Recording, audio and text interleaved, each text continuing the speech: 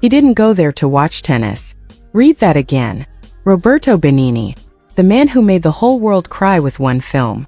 The man who climbed over seats at the Oscars because walking felt too slow for the joy inside him. This legend drove to a Rome tennis stadium, not for a match but to find one girl, a 20-year-old from Manila, who had already lost.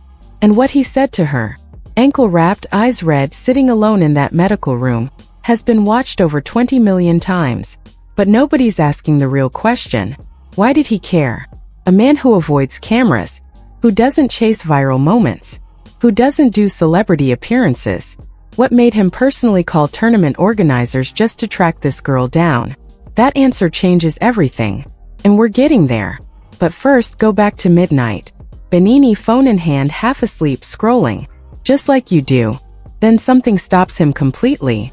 Not a highlight reel. Not a trophy moment. A girl. Limping. Visibly, painfully limping on clay. Against the second best player on the planet. Ankle tape. Every single step a battle. The logical thought. This is over. She just doesn't know it yet. But Eala didn't stop. And that Roman crowd, that absolute thunderstorm of a crowd, they weren't cheering for a win. They were cheering for her to just keep going. That's a completely different kind of energy. Benigni felt it instantly. Put the phone down. Sat up straight. Watched the whole thing from the beginning. Because he saw something he had spent 50 years trying to recreate on screen. He just never expected to find it at a tennis tournament. Now here's what you need to understand about Alex. Because if you think this is just a feel-good sports story, you're watching the wrong video. She's 20 years old. She's from the Philippines. And that week in Rome, she did something nobody had ever done before. She turned an Italian tennis stadium into a sea of Philippine flags. Not dozens, thousands. Filipinos who flew in from across Europe, who drove through the night from different countries, who took days off work they simply could not afford to miss. All of them there. For one girl. That chant, Eala, Eala, Eala. It didn't just fill the Foro Italico. It breathed through it. Italian fans who had never heard a Filipino crowd before just stopped and listened, visibly moved by something they couldn't even explain. Because what Alex had built in Rome wasn't just a tennis atmosphere. It was something much older than sport. A diaspora finding its voice in the last place anyone expected. Then it was ripped away. Right at the peak. Right when the story was building, the ankle gave out. Grade 2 sprain. Against Elena Rybakina. World number 2. A clay court specialist who almost never cracks. But Alex had been cracking her. Breaking her serve. Dragging 32 unforced errors out of one of the coldest players on tour. The crowd was going absolutely insane. Then mid-rally, something shifted. Watch the footage closely. You can see the exact moment she knows. The way she pulls up. The way she looks down at her foot before she even checks the score. And yet, she walks back to the baseline. Bounces on her good ankle. And serves again. She fights 3 more games on a foot that should have ended her night an hour ago. Why? Why does a 20-year-old already losing, already in that kind of pain choose to keep going? That exact answer is the same reason Benigni picked up his phone the next morning. But first, you need to understand what happens inside a Filipino heart when she looks into those stands and sees those flags. The Philippines sends over 10 million of its people abroad. 10 million. People who wire money home every month. Who video call their families across a 12-hour time difference. Who carry a loneliness that doesn't have a clean word in English. And when Alex walked onto that clay court and the flags went up, something cracked open in their chests. Not because she was going to win. Nobody expected that. But because she belonged there. Because for 1 week in Rome, one of their own stood on the same court as the best players on earth, and refused to look small. That is what she was protecting when she limped back to that baseline. Not a ranking. Not a trophy. Something far more fragile. And far more important. Now Benigni. This is where the story goes somewhere I genuinely didn't expect. Roberto Benigni is 73 years old. His entire career is one long study in how human beings hold on to hope when reality is screaming at them to let go. Life is beautiful. His masterpiece. Set inside a Nazi concentration camp, a man watches his entire world collapse, and consciously, deliberately turns the Holocaust into a game to protect his young son from the truth. 3 Academy Awards. A film that made the whole world weep. Benigni himself said it was never really about the Holocaust. It was about a father. About love. About the specific kind of courage it takes to choose beauty when ugliness is everywhere. So when this man, at 73, scrolls through his phone at midnight and sees a 20-year-old limping on clay, waving to her people with tears threatening her eyes, refusing to give them the image of defeat, what does he see? He sees Guido, his own protagonist.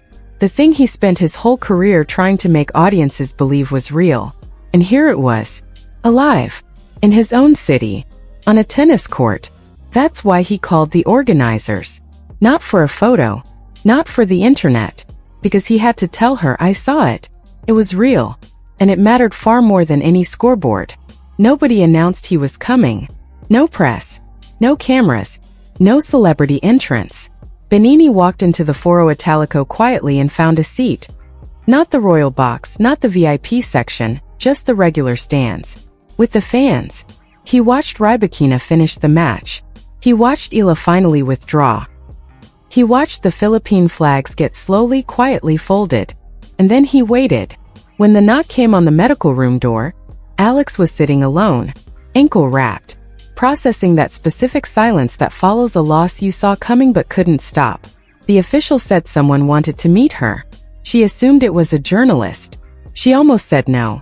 Then she walked in and saw a 73-year-old Italian man stand up the moment she entered, rise to his feet. For her. She said later she doesn't even know why, but she started crying before he said a single word. What he said next has been translated across dozens of languages. But the words alone aren't the whole story. Because Benigni didn't perform. He didn't give a speech. He spoke softly, like someone telling a young woman something true that she needed to hear. He told her he had spent 50 years chasing beauty on film, and he had never, not once, seen anything as beautiful as what she did on that court. He told her she reminded him of his own protagonist, not because she was losing, but because she refused to let the people watching her, the people who needed to watch her, see her quit. He told her the flags, the chants, the thousands of Filipino faces in those stands, that was her gift to them. Not a trophy, not a win. The gift was the refusal, the stubborn, glowing refusal to collapse. Then he reached into his pocket. A physical photograph. A still from Life is Beautiful. Guido and his son riding a bicycle through a misty Roman street. He placed it in her hands. He said this was his most famous image. Then he said from now on when he thinks of that film he will think of her. A young woman limping on an ankle that had no business carrying her. Waving to a crowd that needed her to keep going.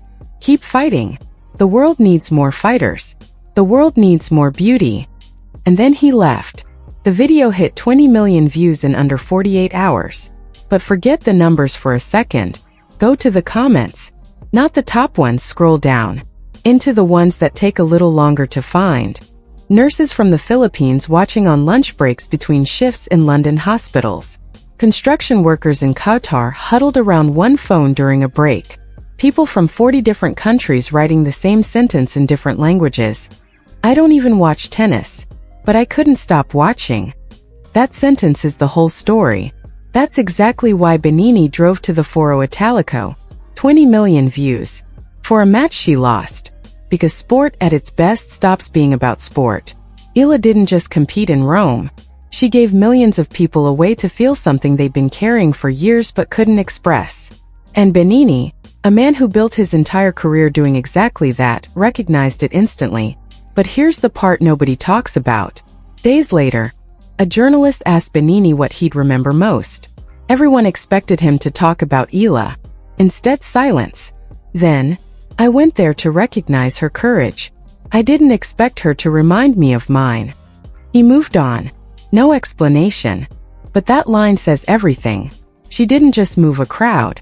She reignited something in a 73-year-old legend that success and time had quietly dimmed. She gave him something too. That's what great athletes do. They don't just win. They connect. Eala will heal. She'll walk onto another clay court. The flags will rise again.